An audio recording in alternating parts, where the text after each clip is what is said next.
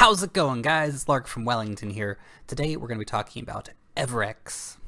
Now we're going to be looking at what Everex is trying to do, who they're working with, what the competition's like, all the fun stuff that we always try to take into account when we look at any different crypto-related project. All that and more after a quick shout out to everyone who has been hitting that like button. And of course, everyone who has been subscribing to the channel. Of course, that's, old subscribers like, Ross Sellers, or, new subscribers who've just joined up, subscriber number 13,545. You guys all matter to me. So thank you so much to everyone who has been subscribing to the channel. Really appreciate it. If you're not subscribed yet, button's just down there, guys. Hit it up. Hit it up. And of course, if you want to support me over on Patreon or follow me along on steemit.com, links for both of those are down below. And one final disclaimer, this is not professional financial advice, guys. This is just a dude talking about cryptocurrencies. Let's get into it. So, what is Everex trying to do? Blockchain-powered money transfers and microfinance services as advertised. What the heck does all that mean? Look, they've got a lot of different value propositions that they're bringing forward. Mobile payments, fantastic. They're not the only player in the mobile payments services by any means, but it's a good thing nevertheless. Remittances are probably their biggest use case. Now look, reading through the white paper, you do get some details about the remittance. It still, at this point, does require people to go to a bank or a money exchange and buy crypto cash, which they can then send electronically. Of course, the question then becomes, why don't they go and buy another cryptocurrency, send that across instantaneously? But nevertheless, if it's being sold at banks and is advertised as a way to do this, of course, that adds value. Obviously, they need to have a lot of partners on the ground to make that instant remittance happen because they have to get the crypto cash first. Now, the great part about that, though, is that once you've got your crypto cash, you can send it anywhere in the world. Borders no longer matter, and you've of course withdraw that at ATMs, local exchanges. They're offering pegged cryptocurrencies, so your crypto cash, crypto US dollars, crypto Thai baht, crypto Burmese kyat, and these different things. They're also offering microcredit. So this company really is aiming most of their products at developing countries. Places like Myanmar, Thailand, Indonesia, Vietnam, India, Bangladesh, major use cases in Africa, major use cases across the Middle East. Obviously for people from, for example, India or Bangladesh who go to Dubai to work, they can send their money home much easier because right now they've figured out fees are around 7%, but they can be even higher than that, of course, not to mention the pain in the butt of having to sit around and wait and be in lines, fill out paperwork, and do this every time. Once every 2 weeks you have to do that. When instead, if it was easy to just go and buy crypto cash, you'd be able to send that really easily. And that, of course, is what really gives them a lot of value here. Now look, obviously the use cases here, we mentioned migrant workers. And that's not just any, it's not just the Bangladeshi guy who goes to Dubai. But that's potentially any migrant workers anywhere around the world. It makes money transfers easy. Money transfers are a problem right now, and I know there's a lot of companies focusing on that money transfer space right now. Obviously, Ripple's doing bank-to-bank money transfers, but there's a lot of other people in that space. The fact that money transfer space is getting crowded, their value proposition may be that they're trying to focus on the underbanked of the world. Of course, 2 billion people without bank accounts, that's a significant percentage of the world's population. Obviously, a lot of them have mobile phones too. Now, of course, we just seen Electronium trying to cash in on the mobile phone statistics. Obviously, Everex trying to focus on the underbanked. Of course, you have to get the message across to these people. That's the thing. Now, of course, there's a real network effect here for Everex. If they do start to catch on, great. You'll see really big growth with the EVX token. However, you got to keep it real here as well that, people without bank accounts, potentially also without electricity, potentially also without, access to this information, some of them will, some of them won't. Again, migrant workers is a great use case for them because If the guy working in Dubai's got enough to buy himself a mobile phone, he's probably got enough to buy his wife a mobile phone. They can send money back and forth that way. And interestingly, they're also thinking that they might have a good use case for tourists and expats. I like this. Instead of obtaining traveler's checks, who still buys traveler's checks? I mean, seriously. Maybe my grandma buys traveler's checks, but when was the last time you bought a traveler's check? Can you even still use those things? I guess so. I guess so. Who wouldn't just take a credit card? Nevertheless,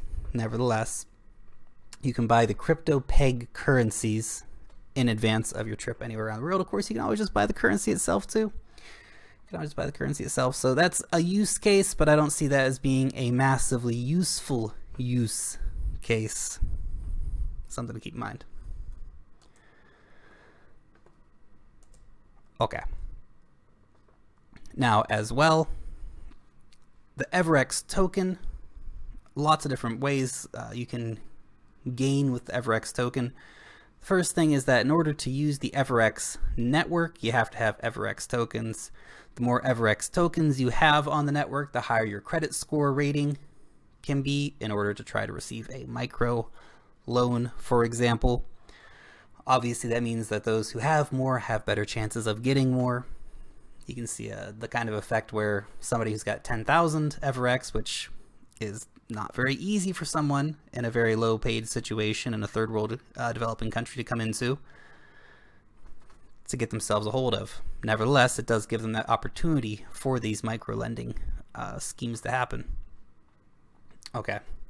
Now, there are incentives and rewards for both the borrower and the lender. So they'll both be rewarded with Everex tokens if the loan's paid on time, and of course it incentivizes the lender. They'll get extra bonus tokens for just lending on the platform as well. And of course the Everex will be put up as collateral. So that's how that works. Interesting. Now look, they have done a case study on the international remittances, but they haven't done a case study on the micro loans yet, not to my knowledge anyway. And so what they've done is they did a case study of migrant workers from Burma sending money back to Burma from Thailand. And of course, again, we had that 7% number earlier. They did save 7% on average over using traditional ways to do it, not to mention, of course, that it was more convenient time-wise. So it's quite interesting. Quite interesting. Of course, it does require a lot of, effort, I think, to the extent that, you still have to go on your crypto cash, your crypto Thai bot in this situation. You still have to find a receiving bank that will accept that crypto Thai bot and cash you out into crypto Burmese kyat. So obviously they had all the things set up for that, but they will need to get a significant network going for this to really take off. But you only need a few networks, and when people find out they're going to save that much money, they will come to the platform. I would think anyway. The team here has got a lot of experience in this industry in general. So it's not just about the finance, but also you have people who have big experience in NGOs, for example. And look, they mentioned NGOs a bit earlier as well. And I think NGOs are also a good case study for blockchain technology, whether it be Everex or another blockchain technology, because there's always a lot of allegations, for example, about funds being misspent. So that would really help here as well. Of course, again, lowering fees to get money to the right places as well in a very quick way is always good. Everex is also hiring, so it shows that, even though the market cap is quite low at the moment, they're still very, very early days. Tokens have only been released about 2 weeks ago, so very early days for Everex still. Now, of course, we have to talk about Mesgo, because this is where it really comes in here, guys, is that a lot of people make the comparison between Everex and Mesgo. Now, look, what is Mesgo trying to do?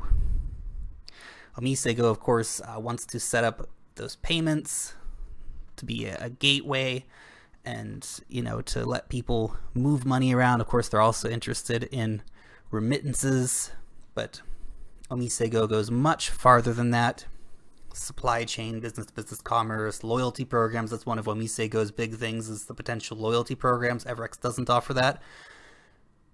So look, while comparing Everex and Mesgo is like comparing an apple to a banana, they're both fruit and they're both tasty, but they're kind of different. You know, so Everex is doing similar but slightly different things. Yes, they're both working on remittances. Yes, they're both looking at making financial transactions easier across borders. But Mesgo does some different things, and Everex does some different things. For example, the micro loans with Everex versus the loyalty program with Mesgo. Obviously, of course, Mesgo has some serious backing as well, and the Omise company is a very big, serious company, and of course, Vitalik's on board, so that has given them a lot of weight, I think, in the community. Now look, there's a lot of other payment gateways too. Everex's, again, their value propositions, they're focusing on the underbanked people in developing countries. Something like MetalPay is going to be absolutely huge in the future. You guys really have to watch out for MetalPay if you haven't got an eye on it yet. But again, they'll be working on making payments easier, mobile payments, making them super easy. And of course, they have a great rewards program. Now, Salt as well. Blockchain-backed loans, so it's not quite microloans, and it's a little bit different, but there are other players in this space, is I suppose what I want to say. So you do have to keep that in mind with Everex. Pretty decent following on their social media. The Reddit's quite active as well. This is quite interesting, and you know, it makes me just think with Everex, it is so early days for these guys.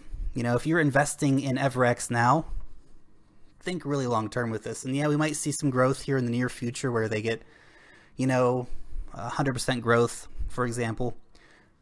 But if you're looking at Everex as an investment, you got to hold on to this for long term. And there's a few reasons why, but they're just starting out here, guys. It's really, really new, and they haven't even really, you know, got any high level partnerships yet. But they have just partnered with Bloom. Now, Bloom has recently come off its ICO as well. They, of course, want to decentralize credit scoring, so that will, again, help with their micro loaning system, which is really cool stuff. And it's nice to see them, of course, already working to get partners to make that happen, to make it a reality. Now, they've also hired the Hosho and Validity Labs group to basically check the security of Everex's smart contract, which is good, which is good. It shows, again, that they're very serious, that they said, hey, guys, come, check us out, attack us, see what you can find. I think that's essential for any company in the space to actually have those kind of conversations with themselves. Now look, let's have a look at the roadmap here. Again, this is why I'm saying it's super early days for Everex. As with so many of the projects we see in the space here, guys, they are just starting out. They're just starting out. So Q3 2017, they had their token sale. They're starting to work on getting things going in Thailand, but also official launch in Myanmar and Russia. Now, obviously, that's problematic considering what's just happened in Russia a couple weeks ago. The status of cryptocurrencies is in limbo there, of course, so they may not see that kick off, or, you know, maybe they'll be able to simply use the crypto ruble and it'll be very effective. Maybe they'll have it inside because of that. We'll have to wait and see how that market develops for them. Now, obviously, they're targeting a lot of other markets as well, the Middle East, Europe. Great, but the important thing I want to point out here is this. The first quarterly token buyback. Now look, having Everex tokens lets you access the network. Having more Everex tokens allows you to get a higher credit score rating in order to get those microloans.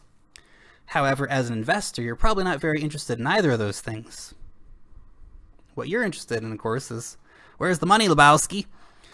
And that, of course, I think comes as the company grows, as demand for those Everex tokens increases, as they actually start doing remittances, as they start doing lending,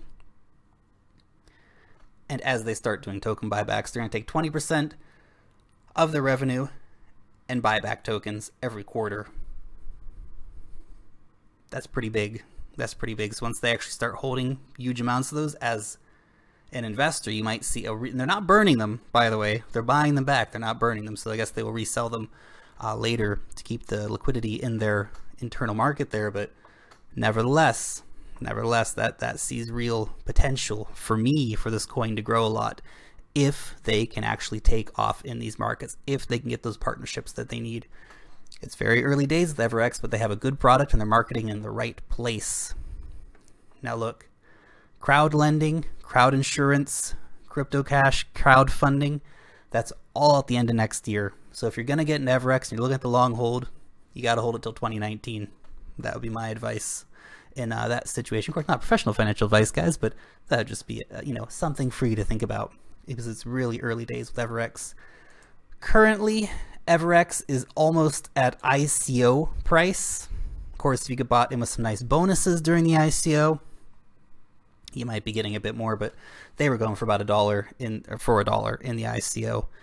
So pretty rough time for Everex at the moment. We've seen this with a lot of ICOs recently where they come out, they hit the market, they might see a little bit of action, and then blammo. Now look, obviously Everex saw this big spike here where they went up to 250. Of course, 42,000 Satoshi, hit a $40 million market cap, and then dumped right back down. Pumped, it dumped.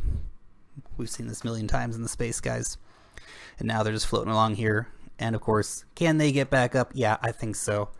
If you do want to get involved in Everex, hit over on to HitBTC. You can also pick it up on Ether Delta or Mercantux or BX Thailand if you are in Thailand. I want to pick some up with some Thai bot, of course. So, interesting project, Everex. I like it. I don't think I'll be getting it out personally, but nevertheless, I like what they're trying to do. I think it's a problem that's a real world problem and someone needs to address it. And I hope that their solution will be able to address that properly because the people who are doing, overseas remittances have been exploited for far too long. And of course, again, Mesgo, they're also doing it. But guys, there are billions of people in Asia. Mesgo can't do all the business. Maybe Everex can be that competitor in different spaces. So it's really one to keep an eye on.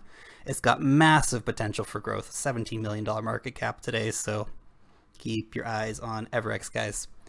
Anyway, thank you so much for tuning in, guys. Let me know in the comment section, what do you think about Everex? Has it got potential, or is Mesgo just going to kick its butt all over town? Long live the blockchain, guys, and peace out till next time.